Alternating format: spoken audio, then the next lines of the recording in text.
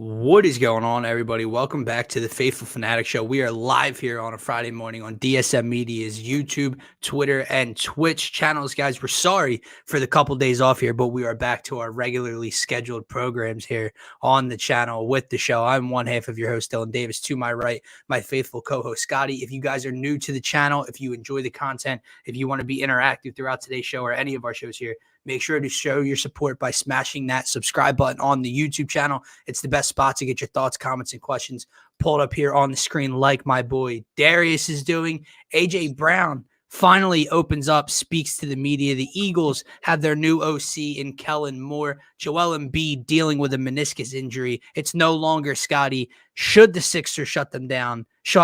It's how long will he be shut down for? How serious is that injury? We're going to talk about that while Maxey, all-star Maxey, drops 51 in a win over the Utah Jazz on the road last night to lift our spirits. My man, happy Friday. A lot to get into, but what is going on with you?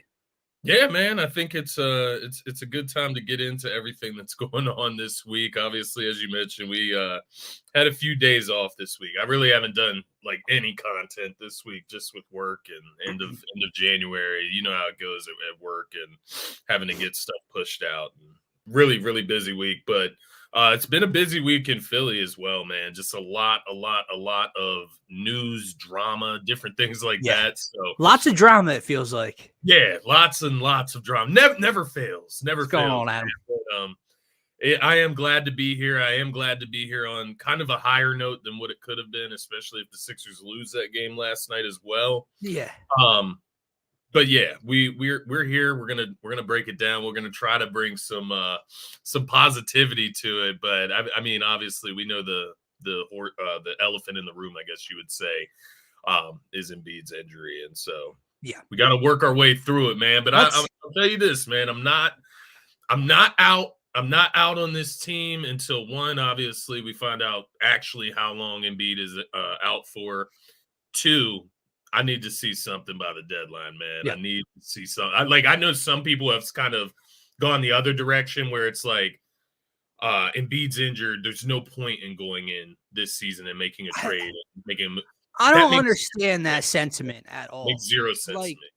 So first of all, I get the speculation. I get the concern and worry that they're kind of being very cautious with how they word this injury. Obviously, Shams tweeted that it was a torn meniscus, and then he deletes that tweet and doesn't have confirmation from the team yet. What's taking so long? It's an MRI, guys. Like, what are we doing? Or are they either is or it isn't? You know, are they going to different doctors and specialists to try to avoid surgery? Maybe some doctors are recommending that they get surgery, and that might put him out for the season or for months or whatever the case may be. But if he's not out for the season, if he is back by the postseason before, I mean, if this is a meniscus injury, a meniscus tear, right?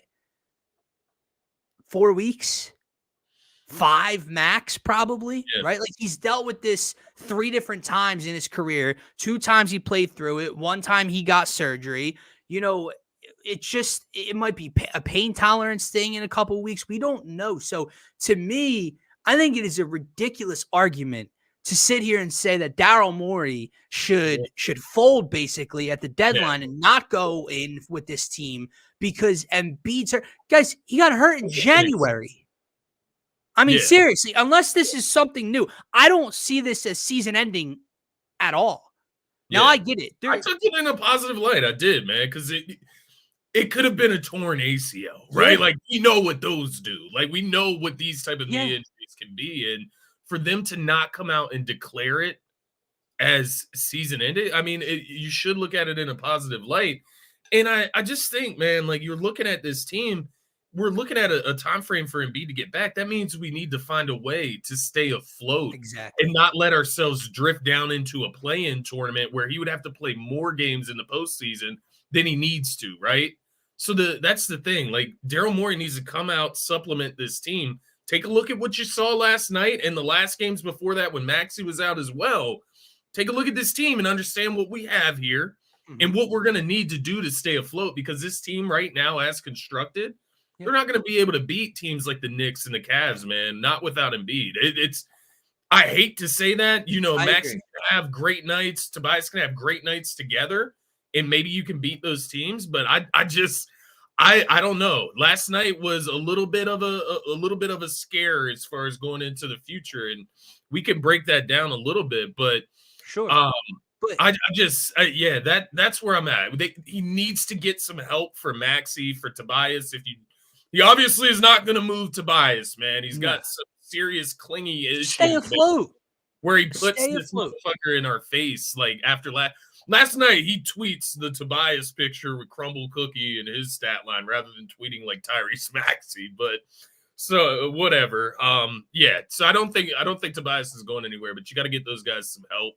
Another guard. Well, we have to, first of all, we have to be the only team, the only organization where our star MVP player and our GM, president of basketball operations, trolls us on social media. It has to be.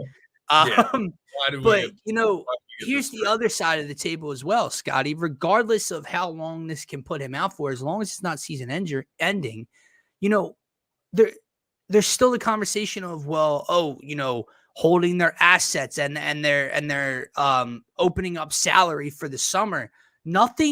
What's coming in this summer? Right. Is Paul George not signing with the Clippers? Or is there something incoming like that? Like, it's such a pipe dream, man. I agree. Why would he leave LA willingly when he's from that part of America? Like, why? Why would he just not go to the Lakers if he was going to leave the Clippers? Like, these are the things that I'm thinking about. Even if it's Klay Thompson that you're coveting. Are you kidding? I'm not. I'm just saying, if you are, go out and get him right now. Yeah, I am not saying that I would not like or welcome Klay Thompson to this ball club. That is not what I'm saying at all.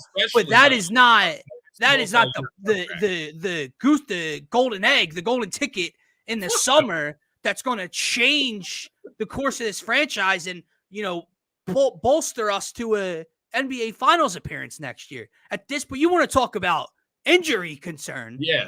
You want to talk about age. You drop off. I mean, Klay these are the ideas I'm seeing floated, man. Like, these are the free agents this offseason. Right. Nobody's traded for Klay Thompson right now. The point is, Paul George and Tobias Harris. Yeah. Those are the people that want to wait for the summer because of all this opened up cap space and the assets we can, still have if Morey doesn't do much at the deadline. There's nothing coming. Yeah. Siakam just trade like that. That was another guy just traded to Indiana. Probably signs there. Like, newsflash as well, man. When has the Sixers ever signed like the top tier free agent? Like, they go out, they make trades to get the stars into the city. Then the stars, if they love the city, they fall in love, they stay. That's how it happens. So you're not going out. You don't just punt this deadline. And the other thing, Scotty, is okay. Like, what are you going to do? There's some people that say, like I saw Kendrick Perkins talking about shutting them down for the season. And some people would say, you don't want to, further, have further damage toward, like, I get it. But so we're just punting on another monumental, historic Joel Embiid season, another injury-plagued season, another season where he gets older. We're just punting on this one. If he could be available in a couple of weeks or months, ready for the playoffs, we're punting on this, and we're going to go into another season. No. He's no. 30 years old. He's 30 years old. We're not preserving him for anything else. Like, we're here. This is it. This is the pinnacle of Embiid's career, injured or not. It's time to go, man. And unless, like you said, unless it is season ending, he cannot play on it. There's no point in sitting him out. I don't read it at all. Until he's 31, 32 years old. That's not going to be the pristine peak Embiid that's going to win you a championship. You need to go now if he can go. And that's the way I'm looking at it, man. But I will say this is exactly where I'm at. Like, my urgency has kind of kicked up a notch. I will say, you don't want to make a panic move and bring the guy on a multi-year contract. The league's going to sense that, right? But I mean, you do. You need to go out and make a trade for a DeJounte Murray and another piece from Atlanta. Like, I'm sitting here looking at Embiid out now, DeJounte Murray and Clint Capella, man. Just something to supplement your defense until Embiid gets back, because that's going to be an issue. Teams are going to score as much as they fucking want on this team without Embiid in the middle. That's my biggest worry with him missing time there and us plummeting down the Eastern Conference standing is because we just watch guys like Colin Sexton get to the rim at will. We watch Utah go big with Lauri Markkanen and Kelly Olynyk and Walker Kessler and able to dominate us on the boards, man. Bamba, Paul Reed, neither of them are the answer.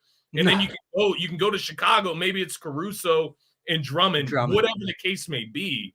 They need to make a significant move at the deadline that moves the needle a little bit, man. A little bit more than like even like a Tyus Jones. Like, I don't know that that's doing it for me now. Yeah, I think the deadline has definitely adjusted itself for the Sixers and Daryl Morey. If it comes out over the next couple of days over the weekend that this is an extended period of time missed. Yeah. Like because Tyus Jones added to a team led by Joel Embiid and all these guys around them. I love that addition. And I still, again, if he's coming back healthy, I'll love Tyus Jones down the road when it comes to postseason ball and being a piece off this bench for the Sixers. However, right now, filling in this gap that we would have, he doesn't really stop the flooding from coming in at the moment, right? Exactly. But let's talk about this, man. The management of Embiid's injury and what transpired over the last week or so. Scotty, we are not far removed from a 70-point performance from this dude. Yeah, that's you realize that? We're not far. We're like a week or a little over a week removed. I was looking at our thumbnails, man. I was like going through our thumbnails. 2 thumbnails ago. And I saw the Embiid 70-point, thumbnail like a few thumbnails back, man. It hasn't been that long, and here we are. No. So we're dealing with this, and there's a lot of fingers being pointed and and who to blame, right? You have people, this fan base calling out, the media for pressuring Joel and, calling him out for ducking Jokic and yada, yada, yada, because of obviously not being listed on the injury report in that Denver game. And then, obviously not playing 15 minutes before. The Sixers were fined almost $100,000 for this move. There's people that blame the Sixers staff. Someone somewhere, Nick Nurse, the medical staff, someone had to step in and keep this dude out of his own way and stop him from playing if this injury was as serious as it was. Now, obviously, this meniscus injury, I don't believe relates. That's what they say. To the other injury, right. And that's the other thing is, like, I just don't even know if I can trust them anymore. I don't trust anything. But the other thing is, man, I'm probably going to catch some heat for this. Yeah. It's also on Joel Embiid. Like, I am sad for myself, for this fan base, and more importantly, him, for the historic season this dude's having, and he's hurt again. I feel for the dude. Yeah. My man, you're grown. Yeah. Like, there are people on social media, other grown-ups on social media, blaming media for bullying him. He's a grown man, guys. He didn't have to give in to media speculation about him ducking Jokic so he could play 2 games later. Stop. If he was truly hurt, and you saw in Golden State, he was not right from the opening jump. His knees literally gave out when he tried to jump one time in the paint. That's the thing. Golden State, did it look like he needed to be out there? Like, was it even beneficial? Joel Embiid did not have to do this. And I get it. As a player, you want to play through things. You want to be there for your teammates, your team, your city, everything. But that's not what people are saying. If you told me he just wanted to get back out on a basketball floor, okay, that's fine. Should have been smarter about it. The medical staff needs to step in, something. But I get it. You're an athlete. You want to play, whatever. The speculation, the finger pointing at like other fan bases and media for pressuring him, and guys, knock it the fuck off, please. Yeah, I mean, Twitter itself, I like it's borderline unbearable. Oh my god! Like it for like all sports across the board, man. Like it's almost just childish, like all of it. It's just so childish. The social media spectrum from the Embiid and his discourse on Twitter to where he's become like one of the most hated players in the league and across sports. He's just ridiculous, bro. You can't go 10 tweets in a row without seeing somebody trolling Joel Embiid, which is just wild for one of the greatest players that we've ever seen.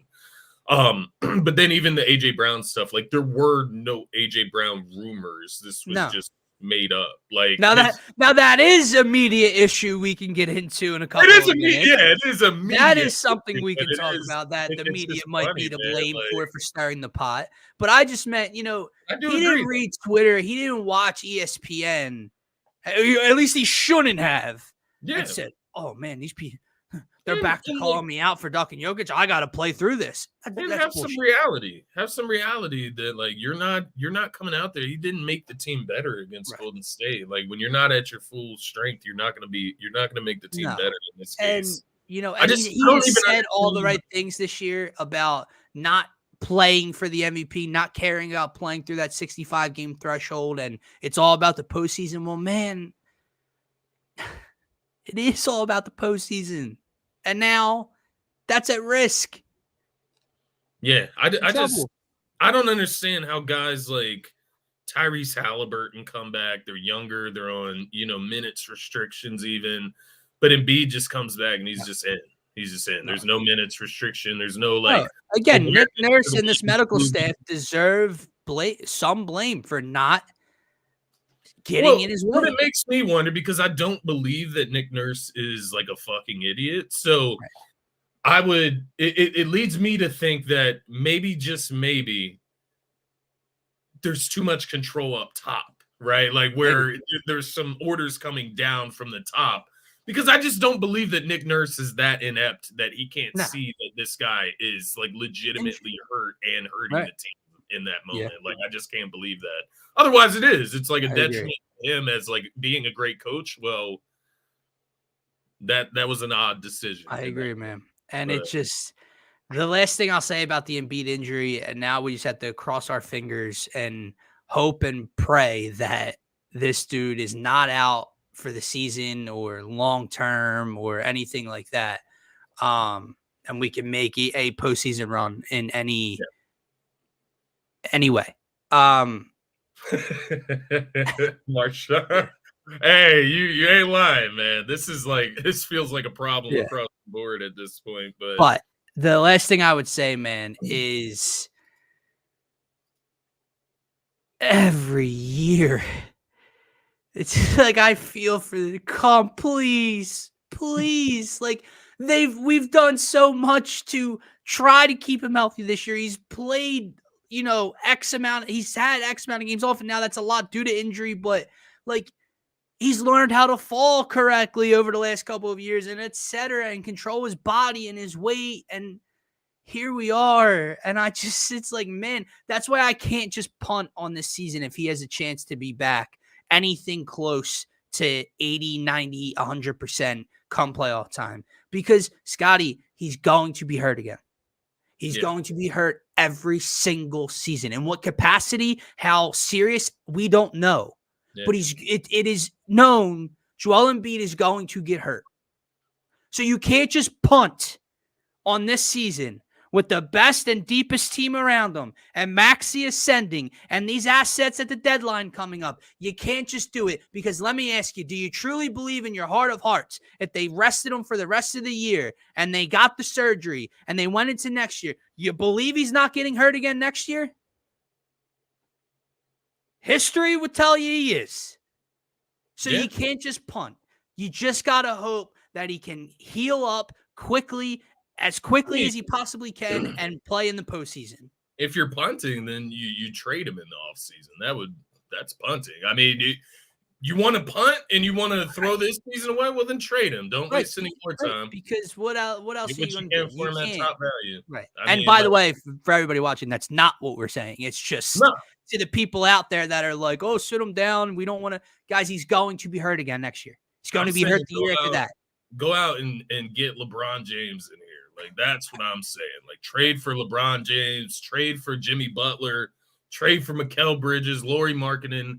I want a top tier trade here. Don't mind me. I know we're not going to make a trade like that ultimately, because he's not going to move Tobias Harris. You just know it at this point. But get me a DeJounte, a Brogdon, like something, man. We need to get some reinforcements in here.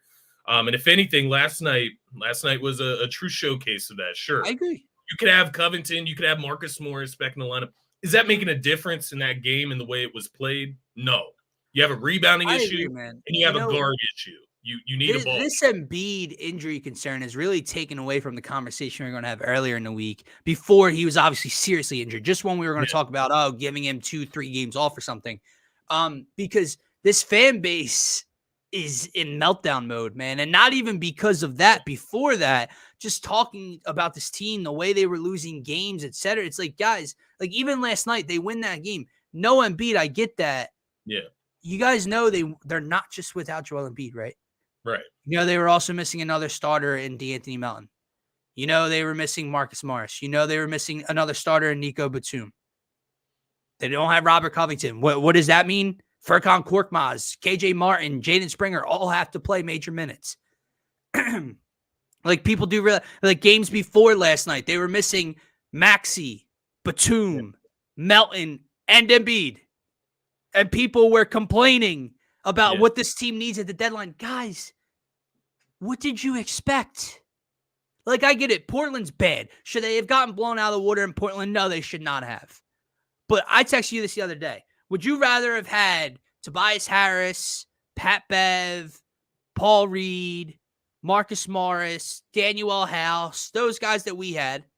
Or would you rather have had Jeremy Grant, Malcolm Brogdon, DeAndre Ayton, Anthony Simons? I'd rather have Portland's crew. But people talked about us like we were a bottom feeder and needed all this help at the deadline because they like, stop. You guys do realize how injured this team is at the moment, right? Yeah. So last night was a big win. So let's talk about that for a second, man. It changed the positivity. And yeah, I didn't even see the comment when I was saying that. This is a great point. Our fan base, man, I love them at times, but they also drive me absolutely up a wall at times. But last night, big win, like you mentioned, but on the back of whom, Scotty? And you tweeted it out. You tweeted out and instilled so much confidence in me that I went out and threw a multi-unit wager on the Sixers last night. No, I did not take the money line. Should have.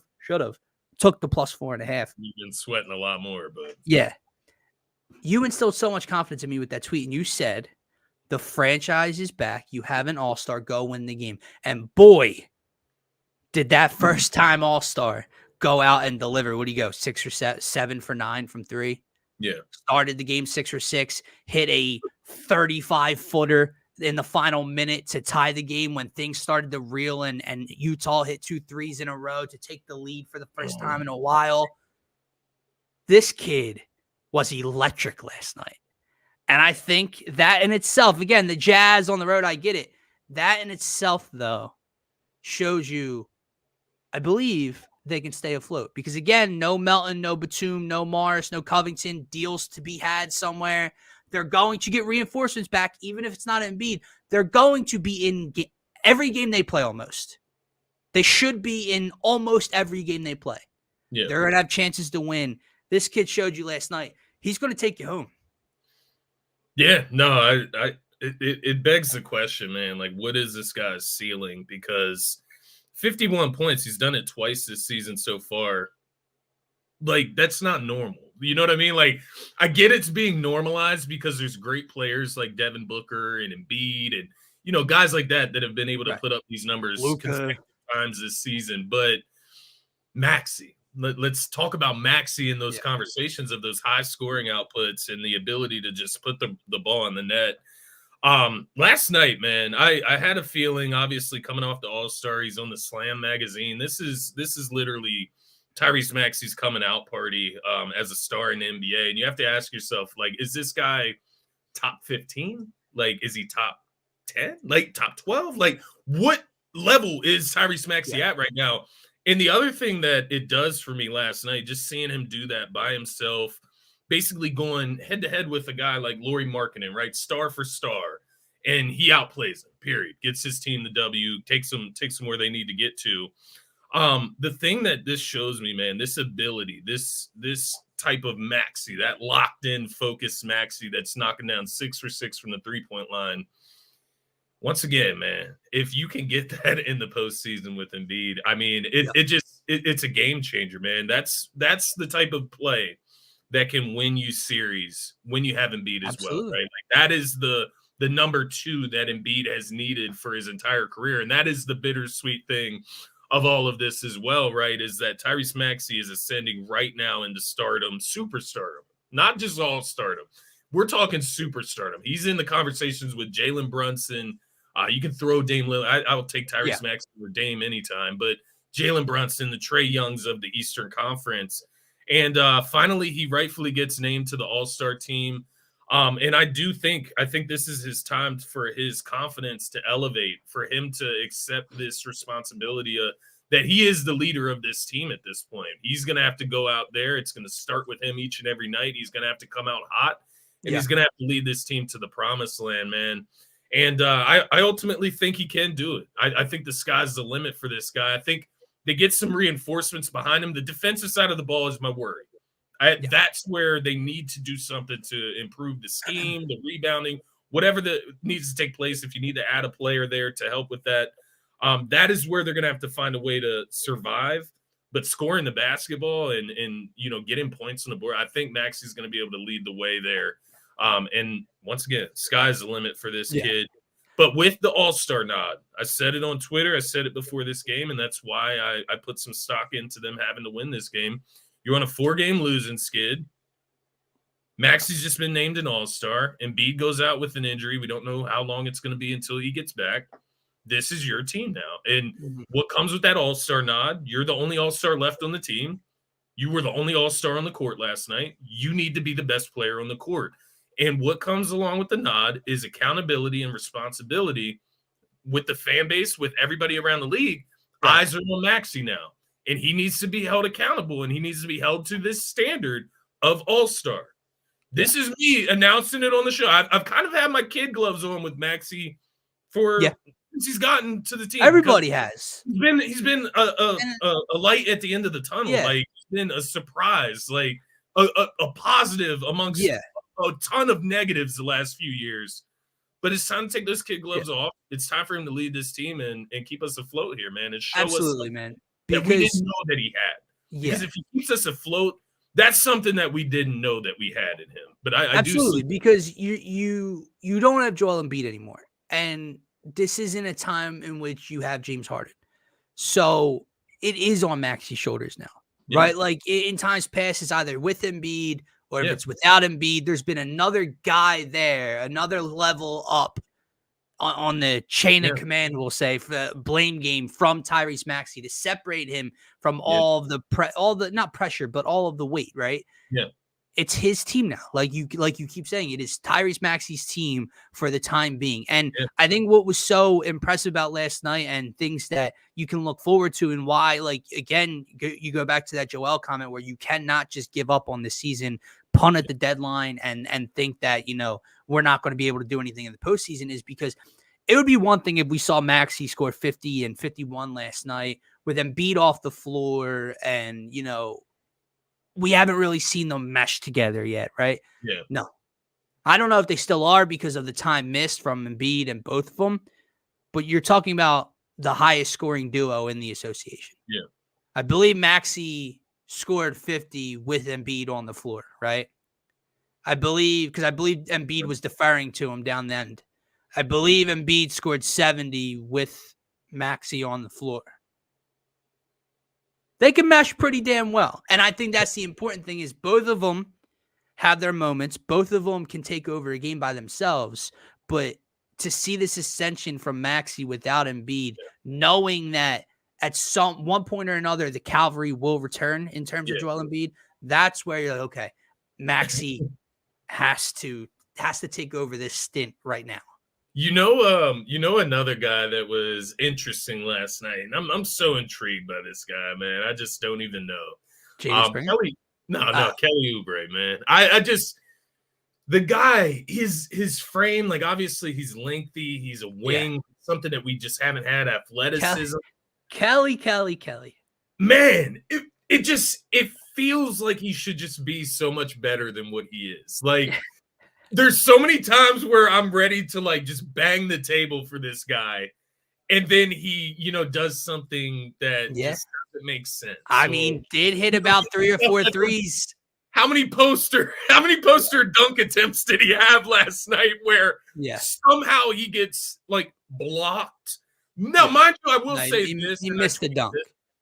He did miss the dunk on the first one. He missed a couple. That was a foul. That John Collins one was a foul. That's bullshit. But Kelly Oubre, I will say, he gets one of the worst whistles in the NBA for his aggression. And as much as he gets in the paint, he gets no calls. Listen, Kelly Oubre Jr. is an interesting player. Now, I think when the Sixers team's fully healthy, and if they can get him back coming off the bench, depending on what they do with the deadline, and if you play Melton and Batum in the starting lineup, I still love Kelly Oubre Jr. on this team. He's averaging like over 20 points over the last 4 games or so. Yeah. He hit 3 or 4 straight threes from that left wing spot last night to keep, getting out in front or extending the lead a little bit. He was big last night. Yeah. I think what you notice when you're missing Embiid and Batum and Melton, you're missing these other starters is, and I don't want to question a man's intelligence. Yeah. Kelly Oubre Jr. is not the smartest basketball player in the world. Yeah. It looks like from my view. Yeah. I think he's an uber talented scorer. I think he's up and down when it comes to three-point land. I think he's athletic. He tries to poster people. I think he can score around the rim, etc. I still love his role on this team. Yeah. But he makes some ridiculous decisions, whether that's going into the paint through traffic, whether that's ill-advised shots. And defensively, Scotty, gambles he too much. Stinks, man. Defense. Like, he just be much better. I do believe that. Like, he's athletic enough to be a competent defender, and he's long enough. He just he'll give an angle in the paint to the rim and just get out of the way. Like, dude, Colin Sexton or Jordan Clarkson or Keontae George had multiple layups at the rim because he just got out of the way. You know what that stems from, though? If I could guess, is just being used to having Embiid behind you. Like, I think you can operate with that Matador defense, just, kind of funnel them into the rim where Embiid's going to be waiting. It's just that he's not going to be there anymore. And so I do agree. He's going to have to step up the effort and the what would you call it? Not you can't call it IQ in the moment, but that's what it pertains around, right? The awareness. I don't know. Awareness. That's exactly what I was trying to say. I couldn't think of the word there. But yeah, I know exactly what you're getting at there because Kelly Oubre is the guy where the more responsibility you feed to him, the more chance that you're going to get something bad in return, right? Whereas if you can limit his role to just a few shots per game off of double teams on Embiid and Maxey, he looks really good in that role. When he has Embiid behind him on defense, he looks really good in that role, right, with Embiid. But when Embiid's gone, it looks like a bigger hole. Again, to come to his defense, that's the only time it really matters. Because, again, if you get to the postseason and there's no Embiid, chalk it up. Like, it doesn't matter. You're not winning an NBA championship without Joel Embiid. So that doesn't really – so, again, this – if he's competent as a defender, if he's a great, scorer behind Embiid and these other guys, that's all I really need from him. It is just the times that you see right now do make you laugh, man. Like, bro, he's tried to poster a lot of people this year, and I don't recall one time he's successful. He has not done it once, man. And he has not. I'm pretty sure he's missed. Like, he missed the first dunk last night. Yeah. He's at least missed 2 or 3 other dunks on posters. Like, not fouls, not getting to the rim, like just he's not falling on the ground either. Yeah, no. He's like getting up over the rim and like cocking it back and like just missing a dunk. Like, it's weird, man. It's really weird. And that's like, I feel like that is like the story of his career. Yeah. It's like, you're almost there. You're almost a really good player. His talent, it's like, whoa. Oh, he is talented. It's like it's a roller coaster of those big plays. It's literally, it's like Paul Reed, but like by the way, an umpteenth degree, man. Like, by the way, I can't do it anymore, man. I am so Did you see the spin move to start the game? And when he lost the ball to go the other way. Bro, listen to me. So first of all, like, no, I'm not. I've seen enough of Mo Bamba now where I just like that's not even a viable option at this point. It's like pushed over. Size, his length. He blocked a shot late in the game last night. Smaller than what he is. He like plays down to other people's height. Mo is like a 7'2" guy that cowers to 6'10"ers. Like he's fragile, bro. He's like, also, by the way, he has to be the slowest skinny dude in the league. Mo Bamba's feet are 900 pounds. They don't move. He can't play like he can't defend that way, man. If he gets vertical, he's able to get a hand up. He did block a shot in the paint in the fourth quarter last night. That was pretty big, but he can't defend horizontally. He can't get lateral, right? He can't move. No, 900-pound feet with Mo. But so he's not an option.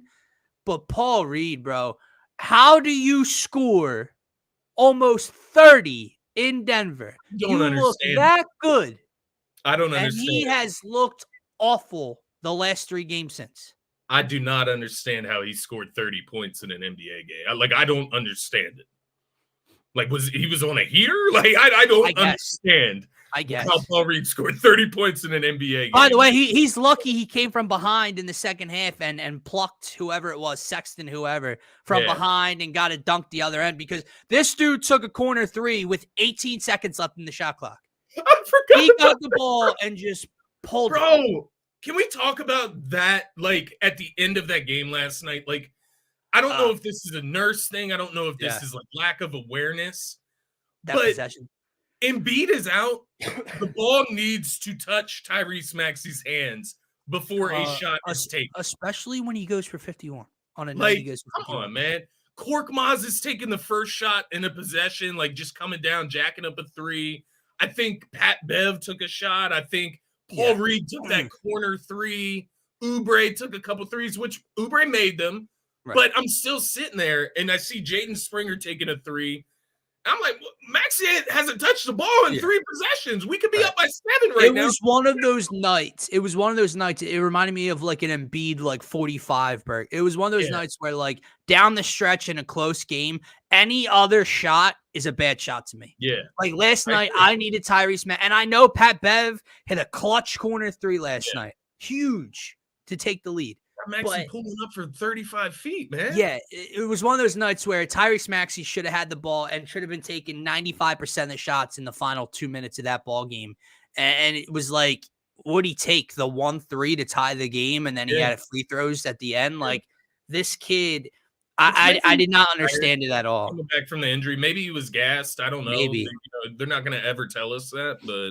Yeah, I don't know. It was just weird. Tobias also played very well last night. He did. Almost. He did. What do you have? 27 last night. 26. 28, 7 and 5 for Tobias. Yeah, so he was very good. He was efficient as well. Out from 3, I believe he was 0 for 5 or 0 for 6. Yeah, he was 0 for 5. He wasn't the sharpshooter. We're gonna need this Tobias though. Like this is his chance. Yeah, Embiid is out.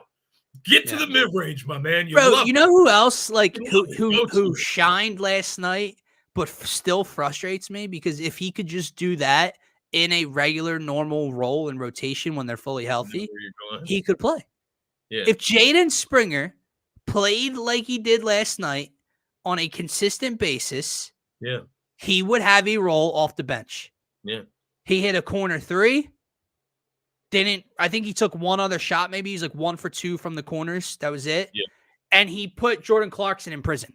24-hour lockdown. Yeah. If he could play anywhere near that level of defense on other teams' guards and knock down an occasional 3 and be athletic in transition or whatever, Jaden Springer would have a role. Why is it when he gets a limited role, like with Embiid healthy and everything, this kid looks like he can't touch the basketball? I think he needs to get some consistent minutes, man. You know, those moments. Mind you, Korkmaz, he had like some flashes last night. I think hit a 3 at the end of the had a reverse dunk, right? Like he did some Korkmaz things out there, but I think when you're looking towards the future and what can benefit the team come the postseason, I think Jaden Springer should get those minutes. Now, do I want him doing a ton of ball handling? I know that's why they go Korkmaz's way, probably over Springer. But I just think you need to get him more consistent minutes, even when Embiid does come back at some point. Get him in the lineup, get him comfortable, because I do think that is something you can go to at a certain point in the postseason. I think you could pick your spots. Agreed. I think in a 7-game series, in different scenarios, late in games, if a guard is killing you or whatever, let him get some run at him. He's got 6 fouls. Let him use his 6 fouls. Let him be physical. Let him play his style of defense. I think he absolutely has a role. Let me tell you who doesn't have a role on this team. KJ Martin. Get him out of Philadelphia. Don't even need him taking up a roster spot. I'd rather them sign Tony Snell and have him get the 10-year thing that he needs for his family and his children. Knock down a 3, I know that. Then have KJ Martin on this team. Secondly, I know he's playing on necessity. I know they're very injured, especially missing Marcus Morris and Rocco and everything. Daniel House need not step on a basketball floor. He's starting the season now, so riddle me that. Dude, you want to talk about like an unintelligent basketball player? Yeah. He makes the most ridiculous plays and decisions.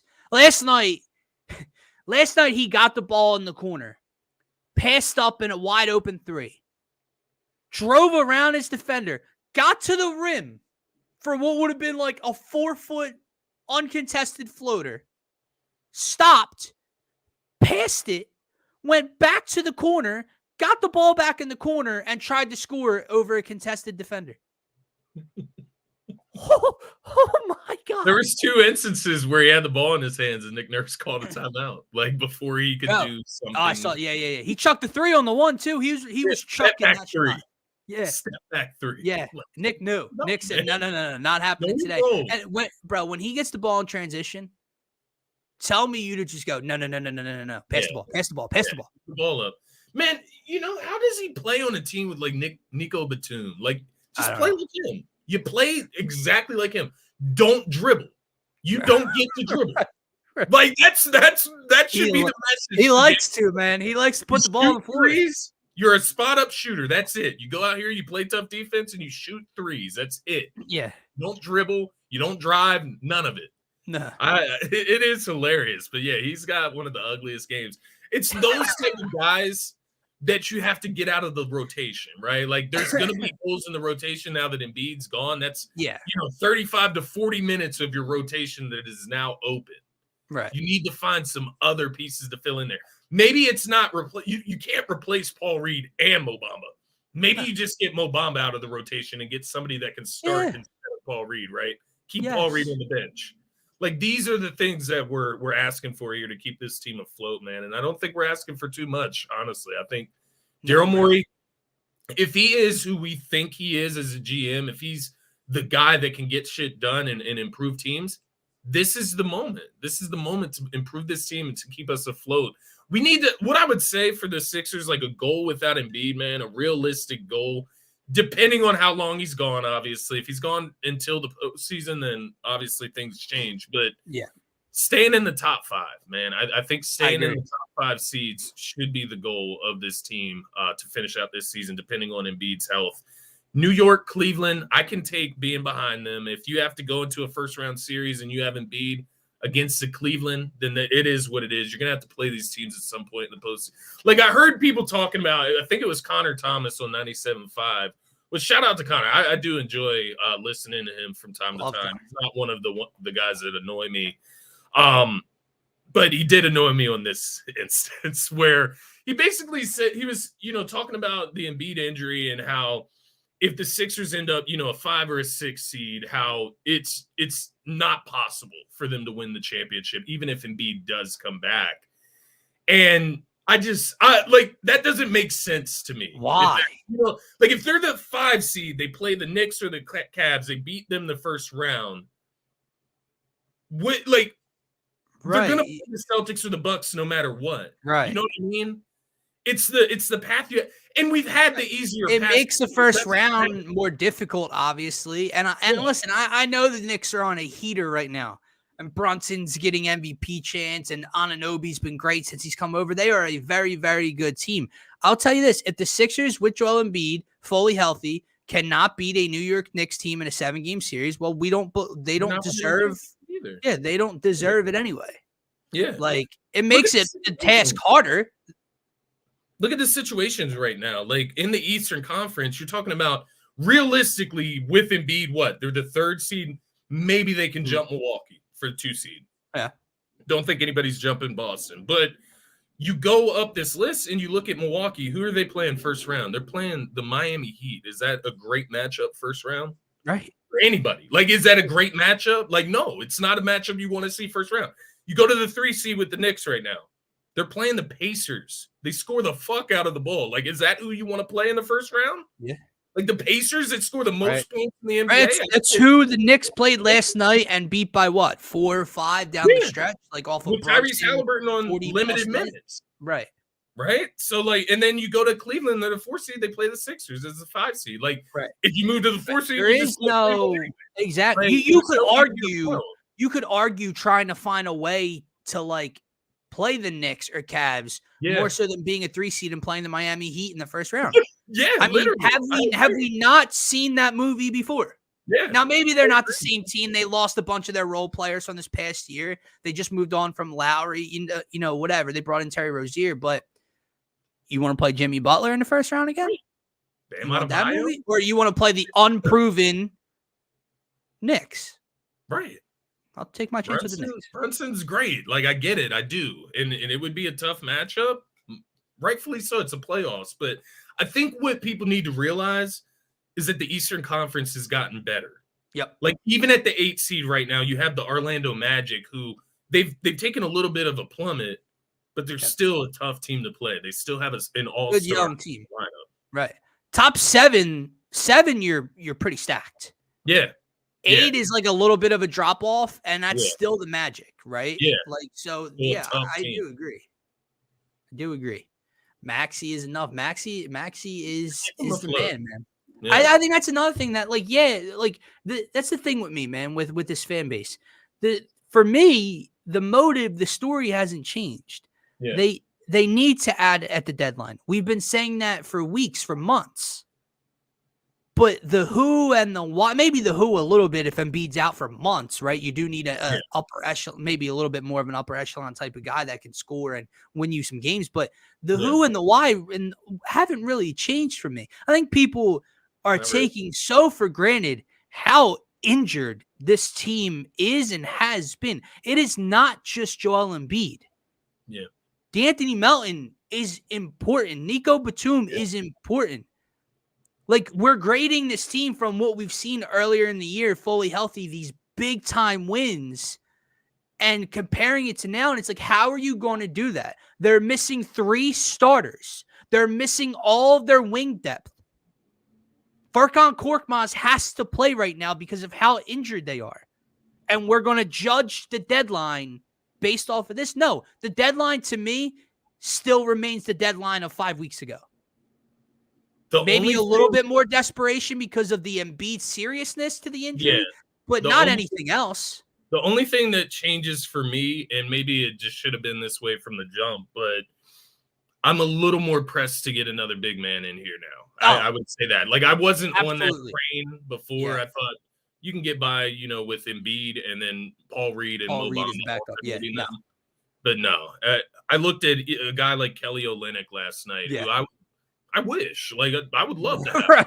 Right. Like, damn, can we get a 7-footer that can space the floor and be smart like that? That would be a game changer for me. I know he's not the defensive prowess that we were looking for, but at least he presents something that he does well. Right. And that's what I need from a big man that's going to back up Embiid, man. Give me something that you do. You don't have to be great overall at everything like Embiid, obviously. But can you score the basketball? Can you defend the paint? Can you space the floor? Can you do one of these things? And I think Kelly Olynyk is a guy who can space the floor. He can shoot the 3. He can pass the basketball. He's a good passer. He can handle the ball a little bit. So I think he would be a great addition. But like I said earlier, guys like Drummond, these are all guys that, I think they should go ahead and try to get one of those guys along with a guard/wing that can handle the ball. Those are the 2 things. Here's what I would say why I think they're going to get something of that caliber.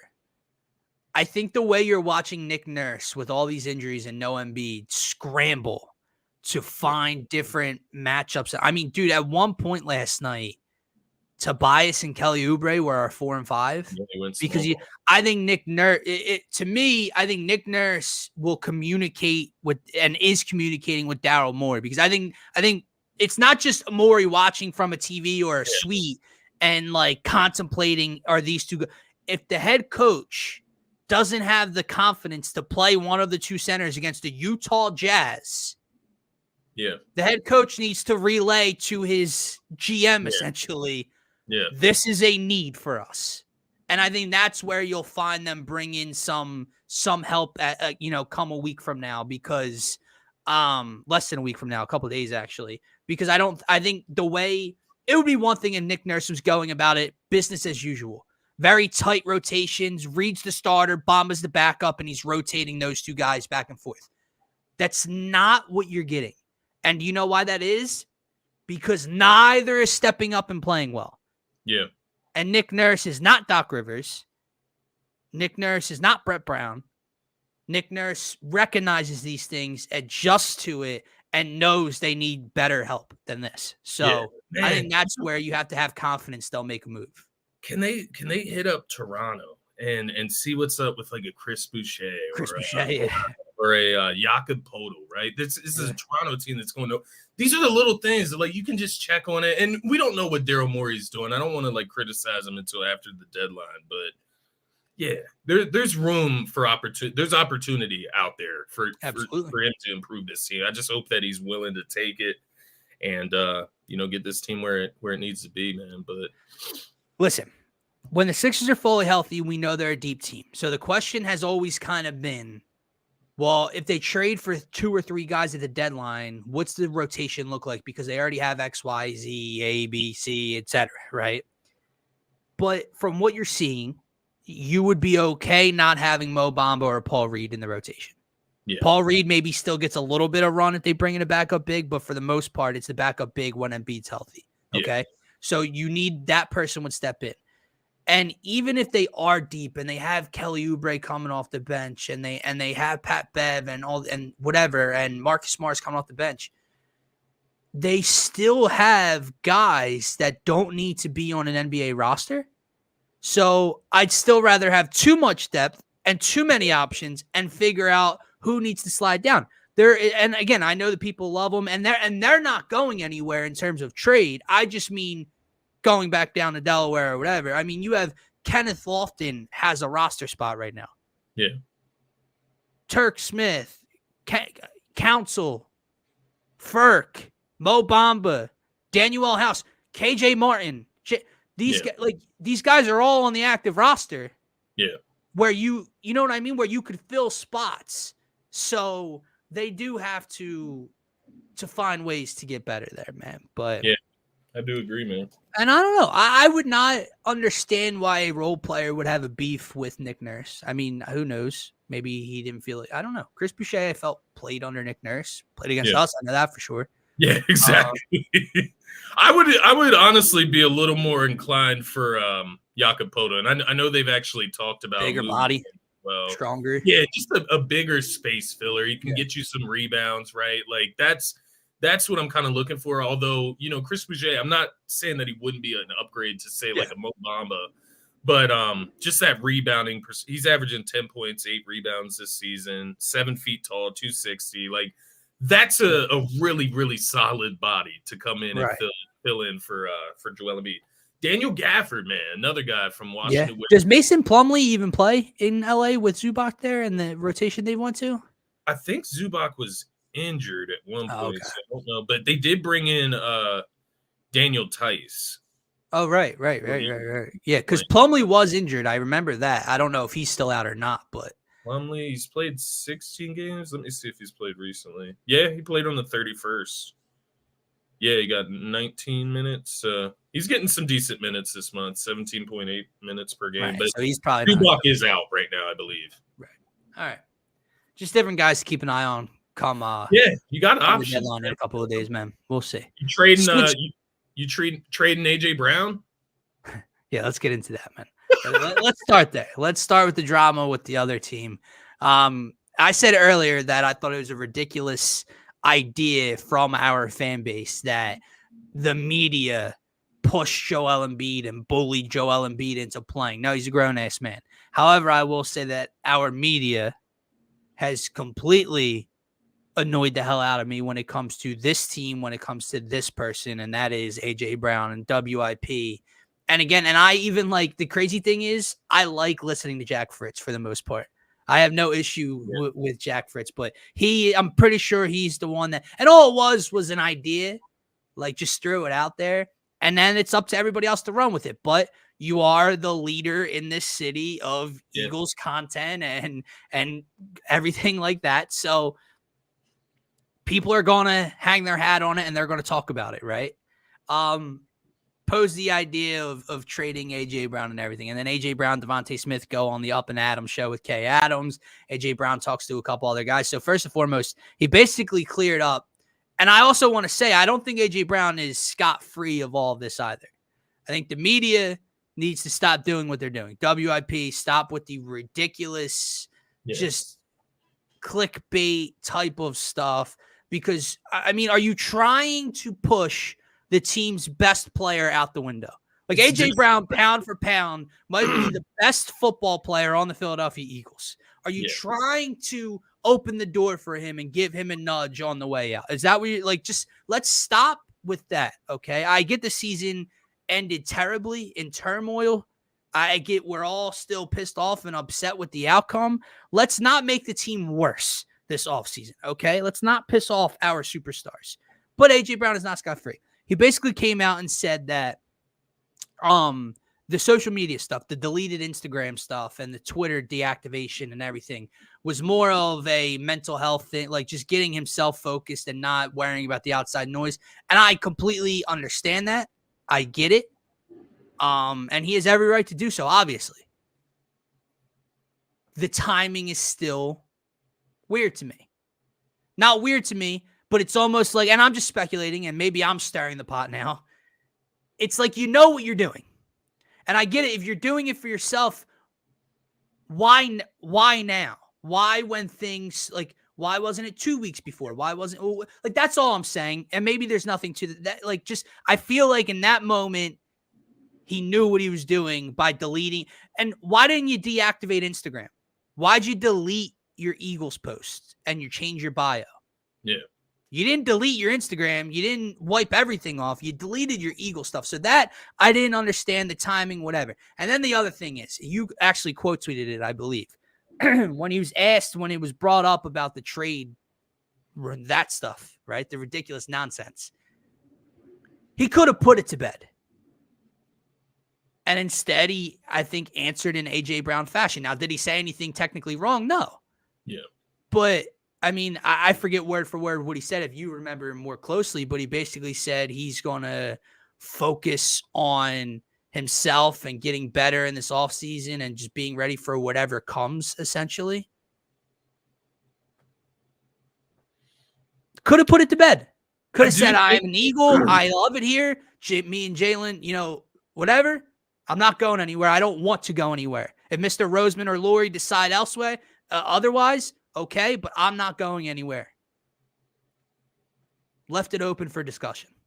I do think that AJ is just not going to kiss ass. I think that's what I agree. Everybody is having a hard time like buying into with AJ Brown, is that he's not going to pander to Philadelphia. Right. He's not. And we get some players that do, and I think we fall in love with those players, and then we want all the other players to be like those players. He's just not. And I'm not saying that is like my favorite player, right? But he is the best way to go player. about it. Arguably the best player in the city. Like, being honest, like pound for pound for his position in his league compared to other players in the city, he's up there. He's up there with the Jalen top 5 Hurts. at least. Yeah, he's top 5 at least in this city. And for me, man, I think, it's one of those situations, especially as fans, like, he's not going to kiss our ass when we're not kissing his ass. Like, things haven't been sweet. Like, I guess the thing I was looking for wasn't to kiss ass. And to Marshall Lynch's point, not say I love it here and I love being here, because again, that's another way he went about it, right? Like, you're our media, you're our fan base. You want to push this? I'm going to let you push it and run with it. Like, I understand that. Maybe not I love just, but he could have just said, you know, I don't know, just basically put the rumor to bed. I agree. There is ways to handle it. What I did read is that AJ Brown took studies in media and basically that type of field in college. So he basically knows what he's doing whenever he does this stuff. So it could be strategic nonetheless. The other thing I would say about AJ Brown and kind of those comments there, as I thought through them more, I once again, I agree with you. I tweeted it. I think that he could have just cleared it up if he wanted to keep drama at a minimum. Right. But I do know that he's been, stabbed in the back by the Tennessee Titans before, sure. man, where he thought he was going to get that big contract to stay in Tennessee, and then they ship him out to go draft Treylon Burks. I mean, that was stabbing him in the back. Now, mind you, put him in a much better situation, put him with his best friend, right? Put him to a Super Bowl. Yeah. Stabbing him in the back, like, not really. It put him in a better situation with a better quarterback. But I just think, like he said, he's been in situations before. He's heard GMs talk. He's heard, coaches talk. At the end of the day, it's going in one ear, out the other. He's going to do what he has to do when it comes time to play football. Anything else is out of his control. Yeah. And that's the part where I understand. It's just the Philadelphia fan part of me wants him to love us back. And that's the nature of humanity. But because I don't want to trade you. I don't want you to go anywhere.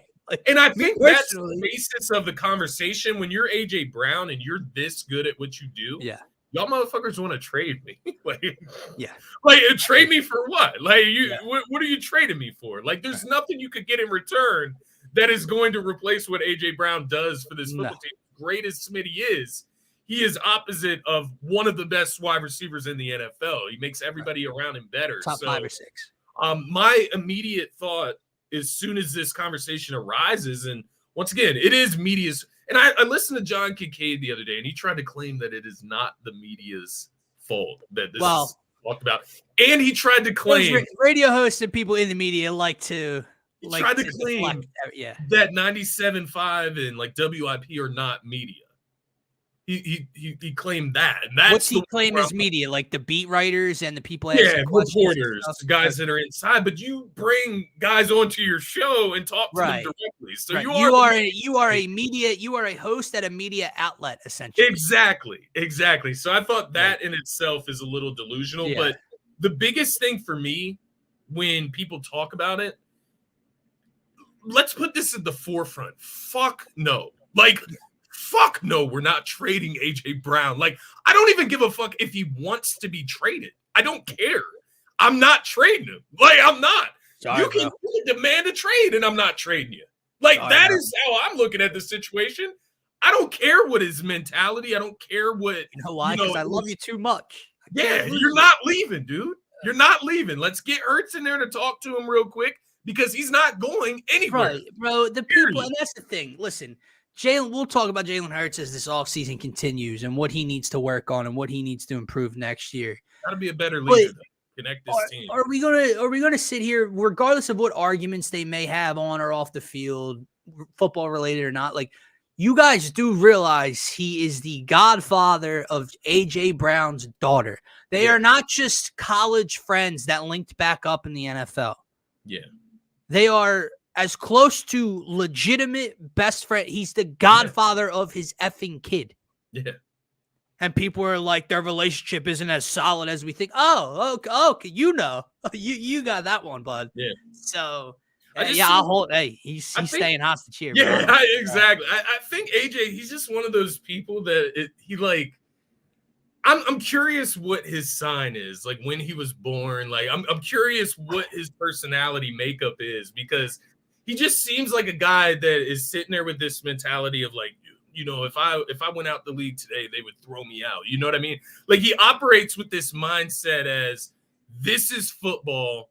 Take the fans are great, whatever. this is football. I'm going to go out here and play football wherever I'm going to play, and I'm going to be great at it. Like, I think it's kind of more of like a simple equation for AJ Brown than it is for like everybody else that's involved as like fans and media. And I think that's where, like, even like I said, he does not pander to Philadelphia.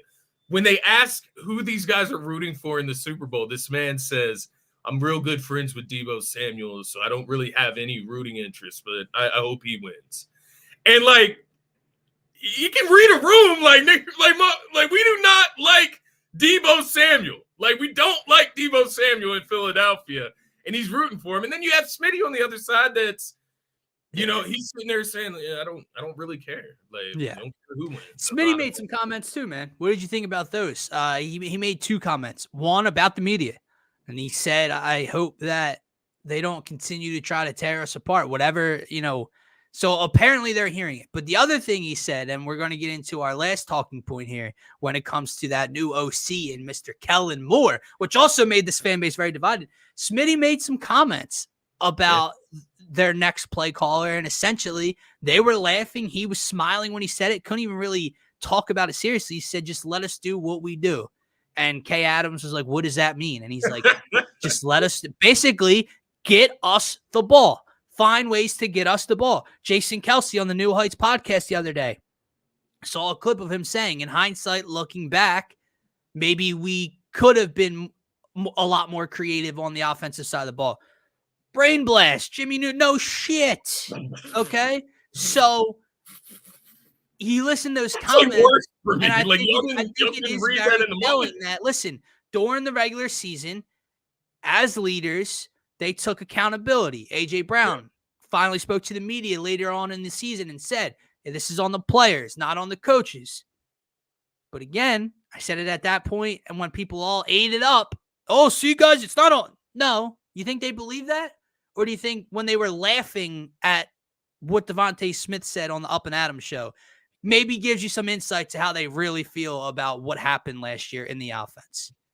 Because they couldn't even get out a sentence without laughing about the idea that, hey, maybe just find ways to get us the ball. Yeah, it's pretty simple, right? Like, it is pretty simple at the end of the day. And I do think Kellen Moore, I think that's exactly, just to kind of switch bases here. But Kellen Moore, I think, is exactly what this team needed. Vic Fangio, I would throw in that. I'm excited. I like it a lot, man. It's experience, man. Like, that's the biggest thing for me. You bring in experienced coordinators, and I get it.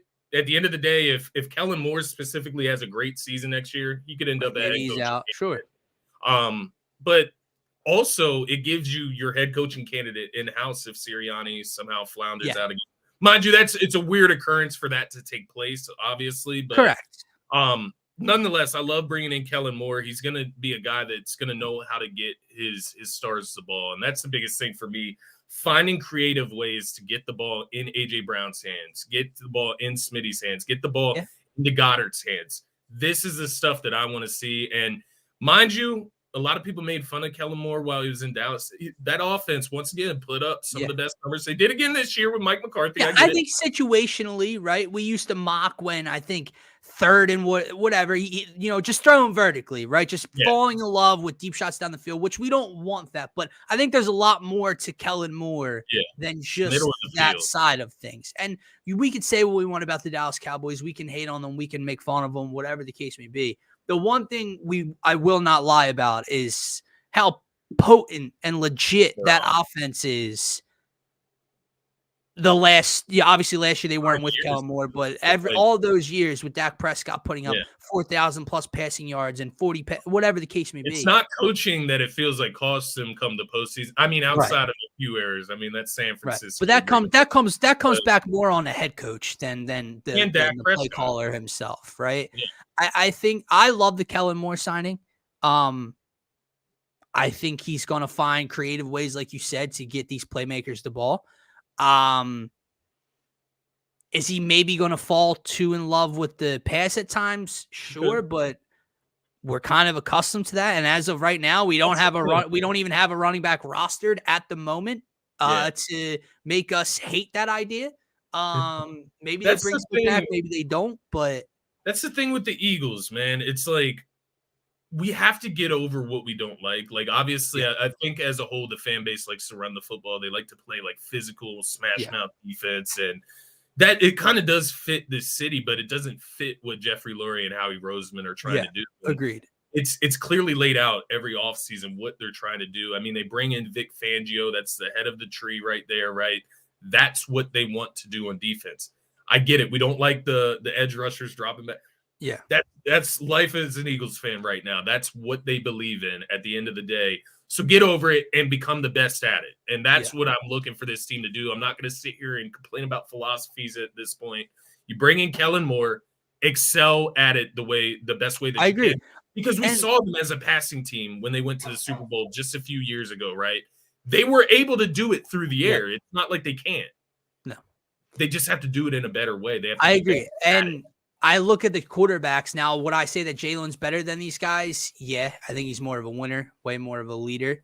In terms of pure arm talent, no, I would not say that Jalen is a better arm talent than Justin Herbert, right? Now, we know Herbert's story and his record and not being able to win. Like, I would take Jalen Hurts 8 days a week if I could. Yeah. What I'm saying is in terms of just an arm talent, I look at the quarterbacks Kellen Moore has been around.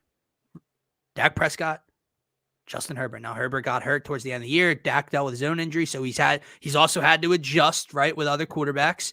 But I look at it from that point and I go, okay, he's going to have an influence with Jalen. I think he'll find ways to utilize Jalen to the best of his ability. I don't think Kellen Moore is going to be some dummy, some ignorant play caller that comes in and wants to run it his way, and Jalen doesn't excel it this way, but, oh, well, this is what we're doing. I think he's going to help get the most out of Jalen Hurts again, like we saw Shane Steichen do with him 2 years ago, or a year ago, right? And I think he'll be creative. I think you're going to see more motion. I think you're going to see all of it. I feel like finally, man, like Nick was brought in to be that way. We lost Steichen, and we didn't have that last year. I feel like, okay, we have one of the young offensive juggernauts in the league. And that's what I'm comfortable with heading into the year. Now, there's a lot of unknown. We have to see how it all works out. But look, we went into this past offseason. We lost guys. We thought we had a hell of a draft. We did kind of still have a hell of a draft. They made some adjustments elsewhere. We had 2 new coordinators. But we went into this last season with Sean Desai and Brian Johnson as our coordinators. And we thought in our heart of hearts, basically through 10 weeks, 11 weeks, and all offseason last year, that we were good enough to get back to a Super Bowl with those 2 guys. Yeah. Now you're going to tell me as a fan base, we can't be happy with Vic Fangio and Kellen Moore. Like, think about that. Just take the names. We don't know how it's going to work out, but take the ideas that these guys are going to bring. Sean Desai or Vic Fangio. Brian Johnson or Kellen Moore. Yeah. I already have more confidence. Hell, I saw the D-line coach that we brought in from Seattle. I'm in. Yeah. I mean, do you want to talk about a guy being built for a specific job? If you saw this dude on the street, you would go, defensive line coach. There's nothing else he could do. Literally. It's a big motherfucker. He's a house. Golly.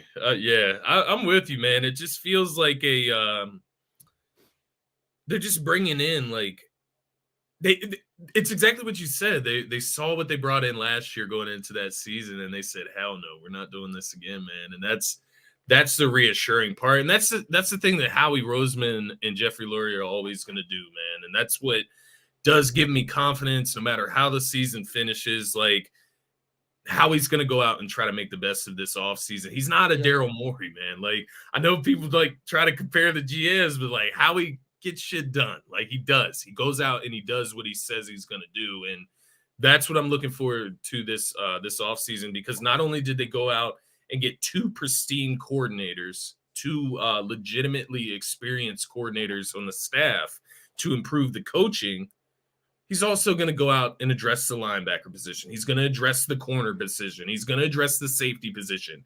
He's not blind to what's wrong with this team, right? And obviously, he has his philosophies, but he is willing to adjust on them in the moment, and that's what I'm looking forward to this offseason, seeing how he addresses some of these holes, man, because I think this team, I get it. It was a horrible finish, man, but we're right there, dude. Like the I core agree. I is right think there. the reason to have a little bit of confidence, and I'll continue to go back to this guy because I do kind of want I'm to see already him getting back positive this on this. season. Super Yeah, Bowl right. Super Bowl hasn't even played yet, and we're like, we'll be back. We'll be there. Sicko. Yeah. Kevin Byard, I go back to that trade midseason because I think it validates your point a bit about Howie adjusting. And yes, he might not draft a safety or a linebacker high or first or second round, and maybe he needs to fix that philosophy in itself. Yeah. But the fact that he understood where they were weak at in that moment at safety, and he went out, and did it work out this year? No, it didn't. Yeah. He went out and traded for an all-pro in Kevin Byard at that specific position. Right. We were all for it at the time. We loved it at the time. It was a game changer. So I think linebacker, should you expect to see one drafted? Should you expect to see Jeremiah Trotter Jr. in an Eagles uniform? Probably not. I do think he would pander to the if he's available like in the second or third round. I don't know where he's projected. Yeah. But I could see how he pandering to the fans a little bit. But I look at that free agent list of linebackers available, man.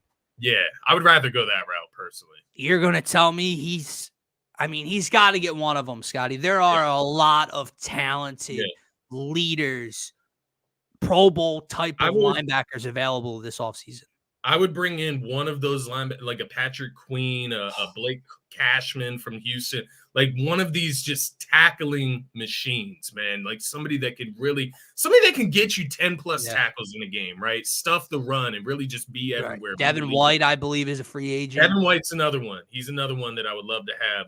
I would love to have one of those type of guys. Maybe you bring back like a Zach Cunningham, or you draft somebody in the draft. Yeah. And you have Nakobe Dean. Yeah. And you operate thinking that Nakobe Dean could be your other starter with that other star linebacker that you bring in.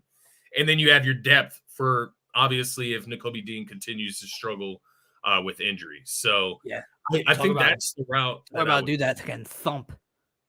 Justin Simmons from Denver. Justin Simmons, good. Yeah, that's the type of thing, man. Is he like a safety linebacker hybrid? He is, man, and that's exactly what I was going to say.